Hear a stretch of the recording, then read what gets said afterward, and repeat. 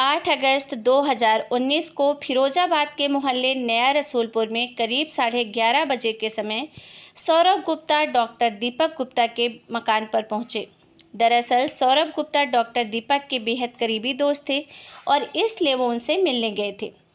सौरभ गुप्ता जब डॉक्टर दीपक के घर पहुंचे तो उनके होठों पे मुस्कुराहट थी और जिस गली में डॉक्टर गुप्ता का घर था उस गली में हर दिन की तरह लोगों की आवाजाही थी और सभी लोग अपने अपने कामों में व्यस्त थे। इसके बाद सौरभ ने डॉक्टर दीपक गुप्ता के घर का दरवाज़ा खटखटाया, लेकिन किसी ने दरवाज़ा नहीं खोला और ना ही अंदर से कोई आवाज़ आई। इस पर सौरभ ने दरवाजे को थोड़ा सा धक्का दिया तो दरवाज़ा खुल गया। सौरभ ने देखा कि दरवाजे के अंदर डॉक्टर दीपक का 2 साल का बेटा दिविज खड़ा था। सौरभ ने देखा कि उसके दोनों हाथ और कपड़े खून से रंगे हुए हैं। घर में बिल्कुल सन्नाटा है, लेकिन जैसे ही सौरभ किसी अनहोनी की आशंका के चलते घर के अंदर गए तो वहां का दृश्य देखकर सौरभ के होश उड़ गए, क्योंकि उनके सामने डॉक्टर दीपक की 70 वर्षीय मां शिव देवी का शव पड़ा था।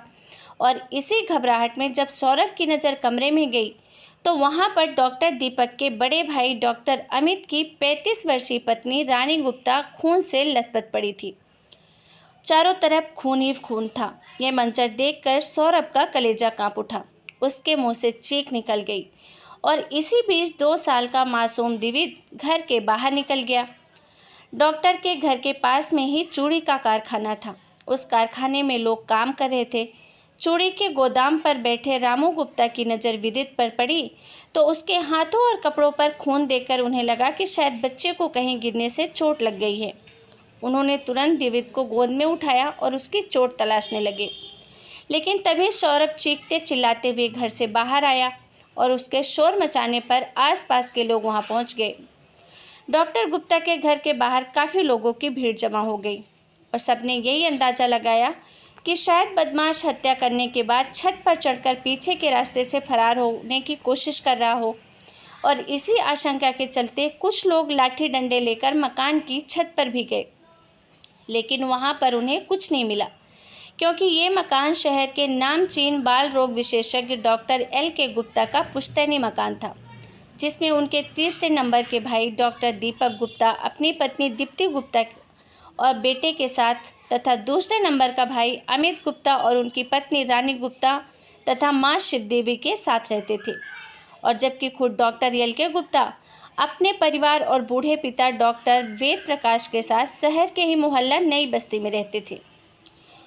इसीलिए सौरभ ने फ़ोन करके इस घटना की जानकारी डॉक्टर दीपक गुप्ता और उनके बड़े भाई डॉक्टर LK गुप्ता को दे दी। साथ ही उन्होंने इस घटना की सूचना रसूलपुर के थाना प्रभारी को भी देनी चाहिए, लेकिन उनका फ़ोन स्विच ऑफ था। इसके बाद उन्होंने 100 नंबर पर कॉल किया, लेकिन किसी ने फ़ोन ही नहीं रिसीव किया और आखिर में उन्होंने इस घटना की सूचना SSP सचिंद्र पटेल को दी। और इसके बाद SSP सचिंद्र पटेल दोपहर करीब 12 बजे SP प्रबल प्रताप सिंह और पुलिस टीम के साथ घटनास्थल पर पहुंचे। इधर जब ये दुखद सूचना डॉक्टर LK गुप्ता को मिली थी तब वो और उनकी पत्नी doctor Neeta Gupta medical college Firozabad में मरीजों को देख रहे थे। और इसके बाद आनंद फानन में डॉक्टर LK गुप्ता अपनी पत्नी के साथ अपने पैतृक घर पहुंचे। कुछ ही देर में घर के अन्य घर वाले भी वहां पहुंच गए और साथ ही पुलिस की काफ़ी भीड़ भी वहां आई।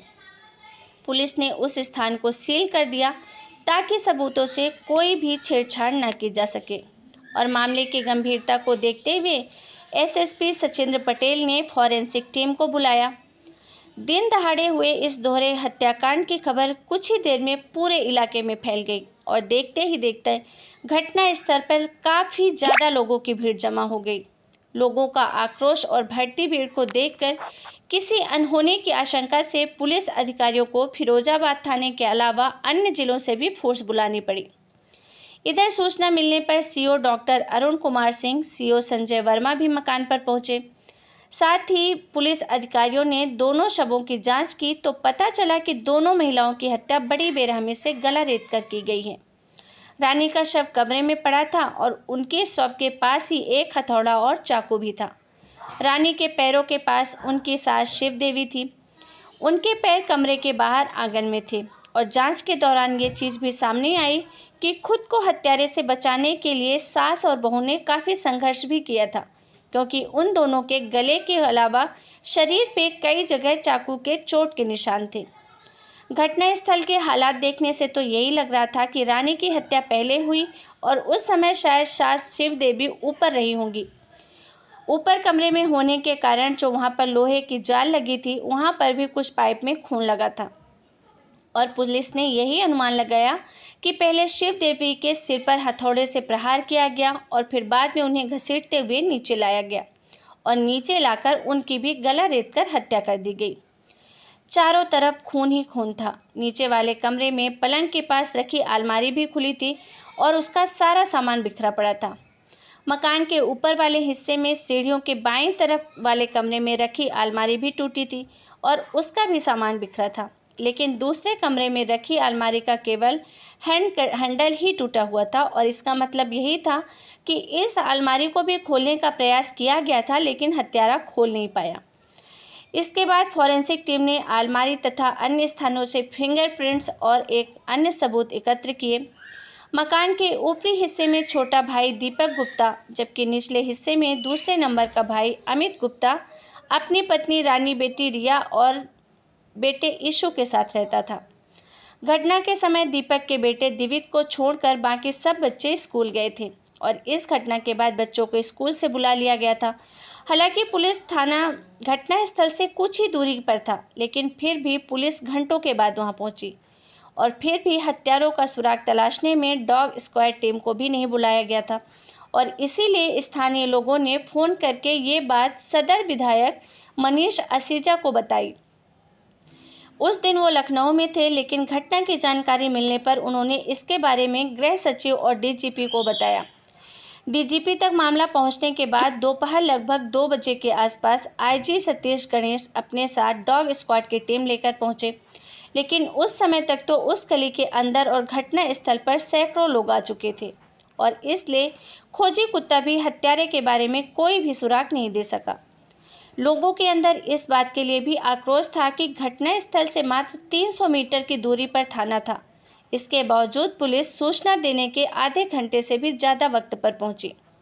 गुस्साए लोगों को एसएसपी सचिंद्र पटेल ने भरोसा दिलाया कि इस जघन्य हत्याकांड का खुलासा जल्द ही कर दिया जाएगा और यह रसूलपुर थाना क्षेत्र का मामला है, जिसमें हम लोग करीब 11 सवा के आसपास सूचना मिली थी कि 2 महिलाओं का मर्डर हो गया है।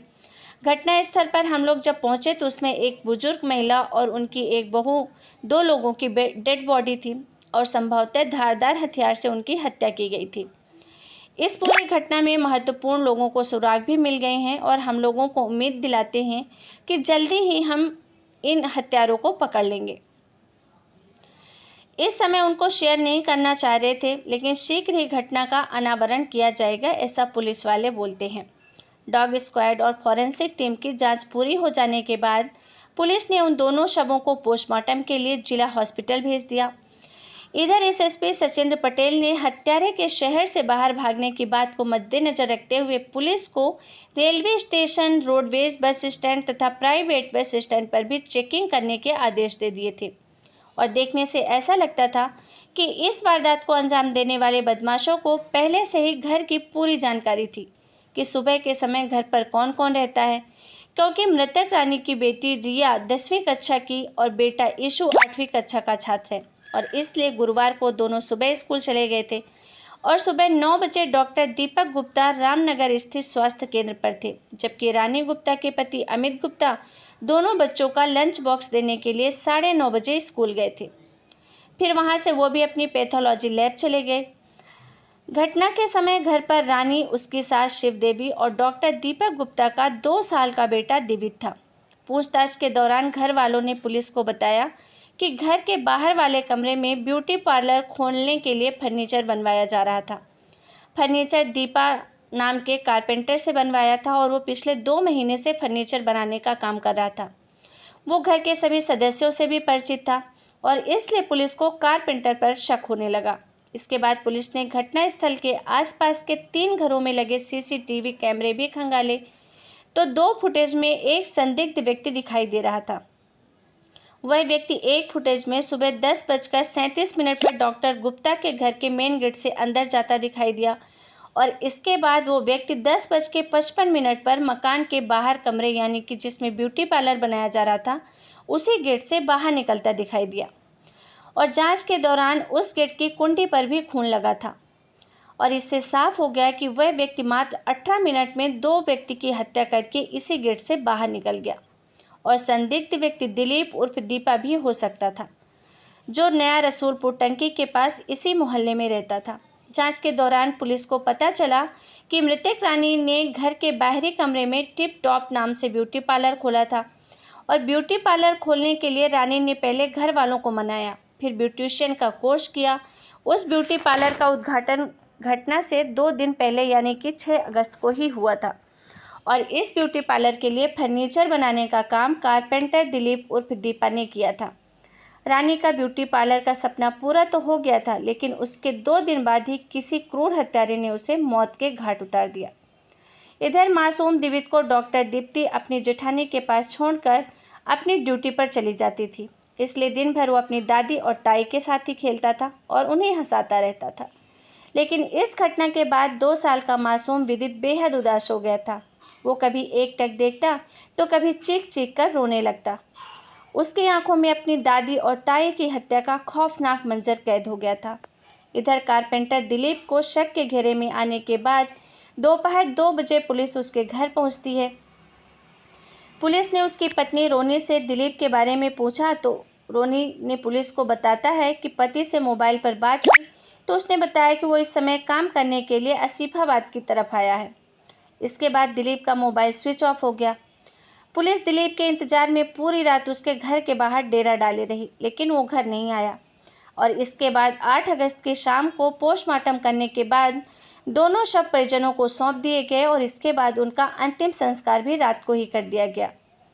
9 अगस्त की सुबह करीब 4:30 बजे पुलिस को एक मुखबिर ने सूचना दी कि दिलीप मोटरसाइकिल से फरार होने की फिराक में है और इसके बाद पुलिस ने घेराबंदी करके दिलीप को फतेहाबाद स्थित बड़े चौराहे पर घेर लिया।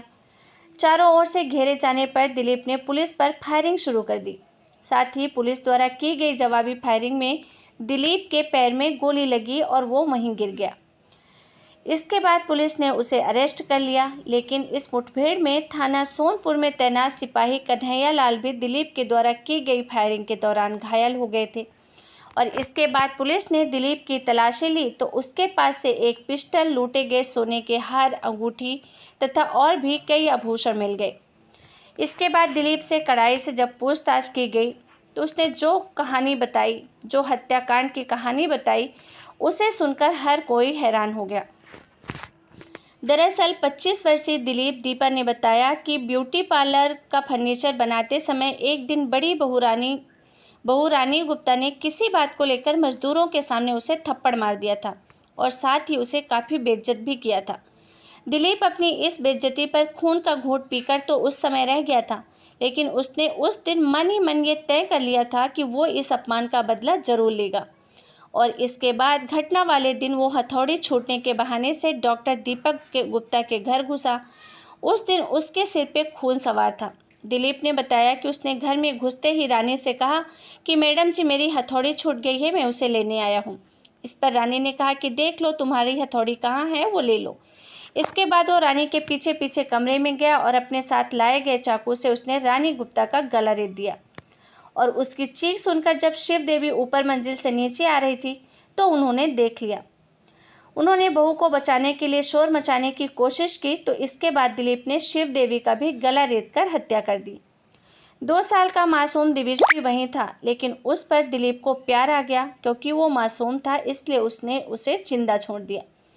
इसके बाद उसने अलमारियों में रखी नकदी गहने चोरी किए, फिर ब्यूटी पार्लर वाले कमरे के गेट से वो बाहर निकल गया।